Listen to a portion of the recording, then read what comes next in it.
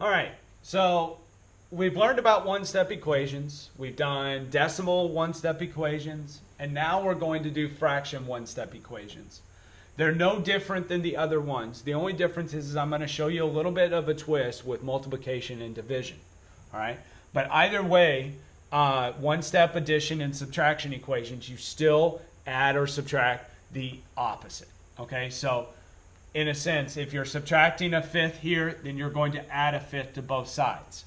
Now, the same rule applies with fractions when you're doing fraction equations. You still have to have a common denominator when you're adding or subtracting fractions. Okay? These, when I add a fifth to both sides, I already have common denominators, so I don't have to worry about finding one. Okay? So this cancels out, and I'm left with x on the left, and then you just add the numerators. 3 plus 1 is 4 over 5. So, did the opposite by adding a fifth to both sides, since this was subtracting a fifth, and then I added the numerators. Okay. Looking at number 2, it's a little bit different. When I look at number 2, I'm going to still subtract 7 over 18, okay, to both sides. All right, leaving me with u on the left, but notice that these are not common denominators. So I need to find a common denominator. Now, I can do it one of two ways. I can take 27 times 18, or I can find a number that both of them come out to. So if I took 27 times 2, I'm going to get 54. If I took 27 times 3, I'm going to get 81. 18 times 2 is 36. 18 times 3 is 54. There I've found my common denominator. 27 times 2 is 54.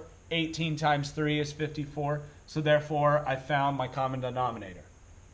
So looking down here, I've got negative 14 over 27 times 2 on the top times 2 on the bottom. Gives me that 54 common denominator and gives me negative 28. Same thing here. Then I'm going to do 17 times 3, which is going to give me 21. 18 times 3, which is going to give me 54. So now I need to do negative 28 minus 21, which is the same as negative 28 plus negative 21, which is going to give me negative 49 over 54. Nothing goes into either one of those because 9 times 6 and then 7 times 7. So nothing goes into either of them. So that is reduced in as far as it will go. So once again, once I moved it over, then I found a common denominator. Okay, I didn't do a common denominator before then. Okay, there was no need to. All right, with multiplication and division, they look the same. Okay, you could say that this is 2x over 3 and it looks like division, or you could say it's 2/3 x. Either way.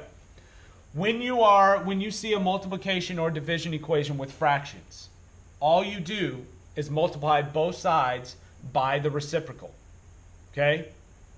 All you do is you multiply both sides by the reciprocal. The reason why is that if I were to divide both sides by 2/3, since I'm dividing a fraction, I would still need to flip. Remember, keep, change, flip. I would still need to flip.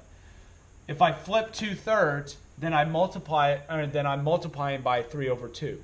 So I just bypassed a step. So instead of dividing both sides by 2/3, you multiply both sides by 3 over 2.